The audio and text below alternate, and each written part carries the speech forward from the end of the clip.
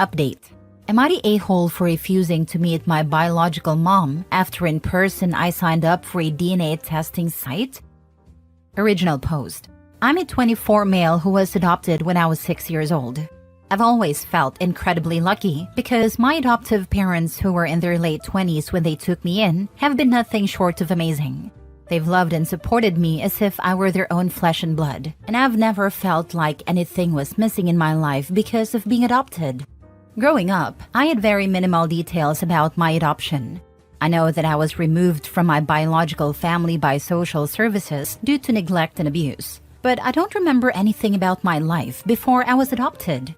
It's not something I've dwelled on much because I've never felt like I needed those missing pieces to feel complete or valued. Recently, out of simple curiosity, I decided to sign up for one of those at-home DNA testing kits. I wasn't looking for a reunion or any deep connection. I just wanted to know more about my genetic history, like why I was removed from my biological family and if there were any medical issues I should be aware of. Honestly, I didn't expect to find anyone closely related to me, so it felt like a low-stakes way to get some answers.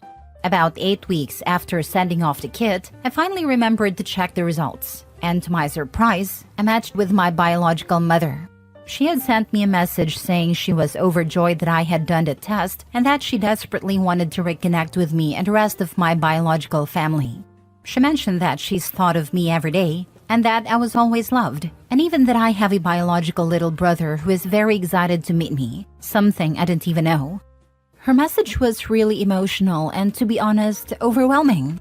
But to me, she's a complete stranger, and reading those words didn't stir anything in me other than discomfort. I spent a lot of time crafting a thoughtful response to Bio Mom, explaining that while I appreciated her message, I wasn't interested in forming a relationship with her or any of my biological family. I made it clear that my reason for doing the DNA test was purely informational. I wanted to understand my past, maybe get some medical history, and learn why I was removed, but that was it. I apologized if my actions gave her the wrong impression. Bio Mom read my message and replied, saying that she'd be willing to give me all the information I wanted, but only if I agreed to meet her at a cafe to discuss our relationship further.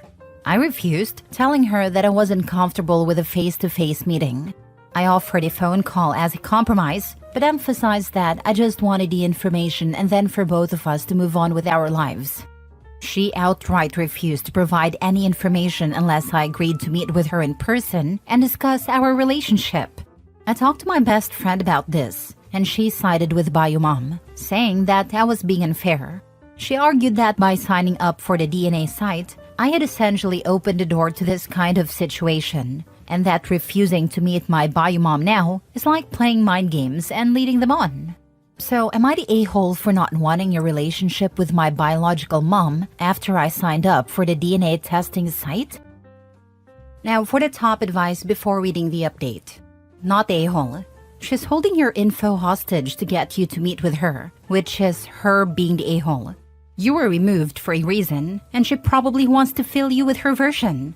Since you know her name, can you contact the agency that removed you to request the information? I could have always gone through the route of getting in touch with social services and seeing what they can tell me, though I am not sure how much they can share because of data protection, so I just thought it would be easier this way.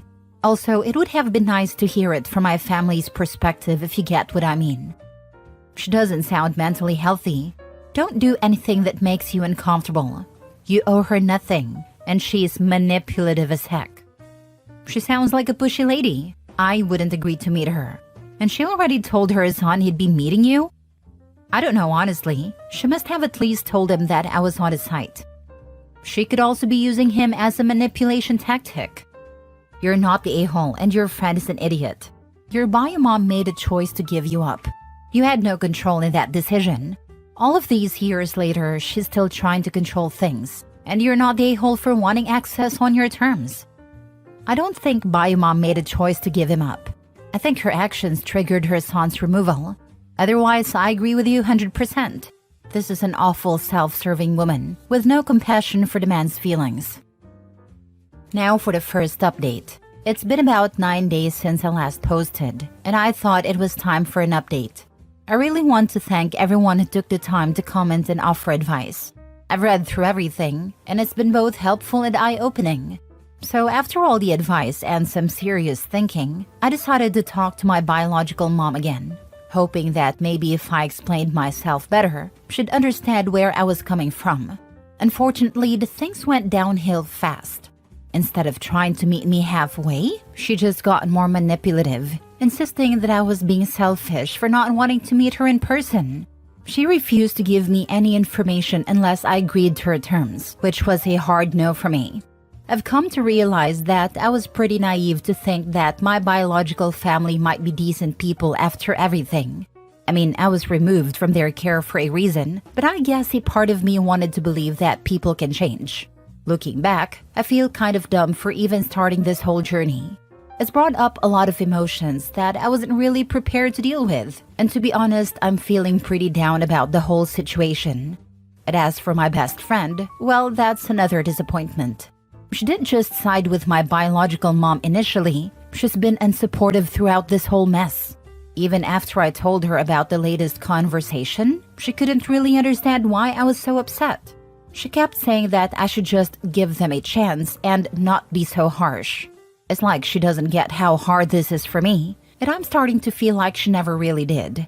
It's tough because I've always considered her one of my closest friends, but right now I'm not sure she's someone I can rely on.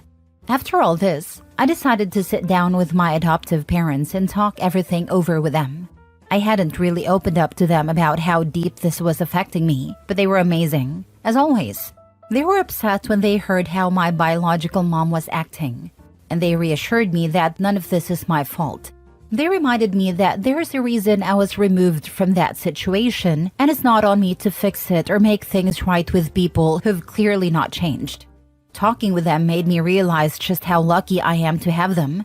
They've been there for me every step of the way, and they made it clear that whatever happens, they're my real family, the ones who loved and supported me no matter what. It's hard not to feel down after everything that's happened, but having them in my corner makes it a bit easier to cope. Honestly, I regret even starting this whole DNA journey. It's brought up more pain than I expected, and I can't help but wish I just left the past where it belongs. But at the same time, I'm grateful that it's reminded me of how blessed I am to have my adoptive parents. They're the ones who've always been there for me, and I couldn't ask for a better family. So that's where I'm at. I'm going to focus on the people who truly care about me and let go of the rest. It's not easy, but I know I'm on the right path. Thanks again to everyone who reached out. It's really helped me feel less alone in all this. I'm sorry this happened this way. Glad to hear your parents are supportive and understanding. As an adoptive mama, I just want you to know that you were 100% in the right. I'm sorry you didn't get the information. You are in my thoughts. I hope we can give our kiddo a blessed life like your adoptive parents gave you, and he thinks as well about us when he is your age. Take care and be well. You're a good person. As someone who was adopted at 10 days old who's now 51, my parents were my best friends along with my wife. They're 84 now and still going strong. Did a DNA thing for cultural interest, but never really looked at the matches and never read any messages to me. OP, stick with your family. Sounds like they're pretty amazing. Good luck. OP, you can probably request your child welfare records if you know what state you lived in when you were removed. You are entitled to records about yourself, and while they may be redacted, you can hopefully gain some insight as to the situation if that's what you want. Last update. Hey everyone, I've been thinking a lot about my family today, especially after everything that's been going on lately. It got me reminiscing about some of the best moments I've had with them. And there's one memory that stands out. Something from when I was still a kid that I'll never forget. I must have been about 8 years old, just a couple of years after I was adopted. It was around Christmas time, and I remember feeling nervous because it was only my second Christmas with my adoptive parents. Holiday always makes me feel weird, even now. Anyway, my dad's friends own a Christmas tree farm, and that year, my mom and dad decided to take me to pick our Christmas tree. We went what felt like hours walking through rows and rows of trees. My parents kept asking me which one I liked best, and I remember feeling so much pressure. Like I had to pick the absolute best one, or else I'd ruin Christmas. But they were so patient, letting me take my time. Finally, I pointed out a tree. Honestly, it looked like every other one to me, but my parents made a huge deal out of it. My dad knelt down to start sewing, and I remember him pretending to struggle, saying, "Oh no, I think this tree might be too strong for me." My dad made me come over and help, saying he couldn't do it alone. So there I was, this little 8-year-old pretending to help my dad saw down this tree. Of course, I wasn't actually doing anything, but they made me feel like I was the strongest kid in the world. When the tree finally fell, my dad swept me up in his arms and spun me around, saying, "We did it." After we got home and set up the tree, my mom brought out these old boxes full of ornaments.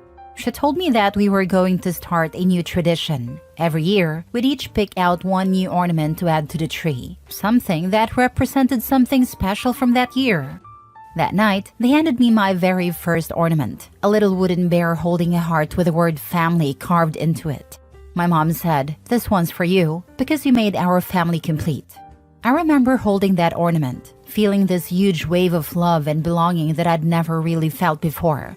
At the time, I don't think it even hit me how impactful that was. How that moment defines the way I look at myself today. I was part of a loving family. I was their family.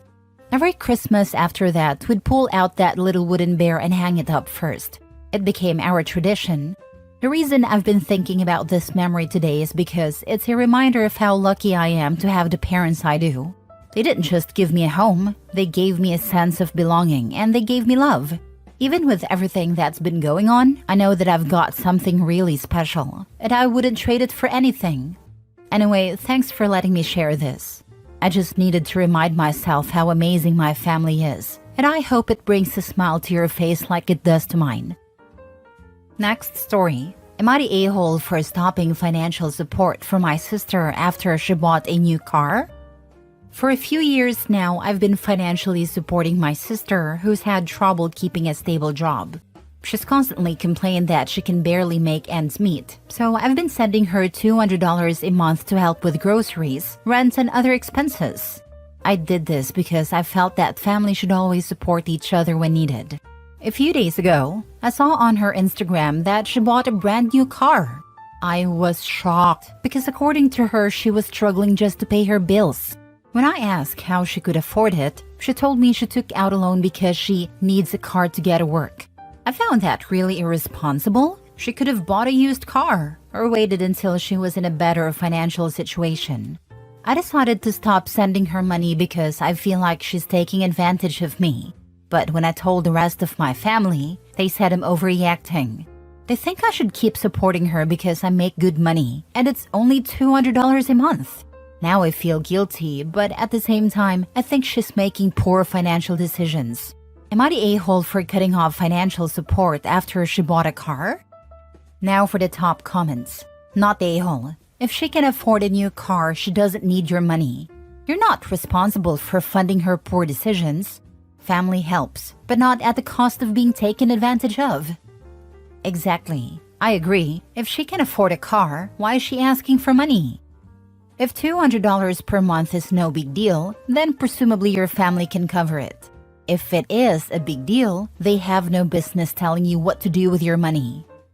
Exactly. And on top of that, she's taking money and buying a car right away. It's just ridiculous.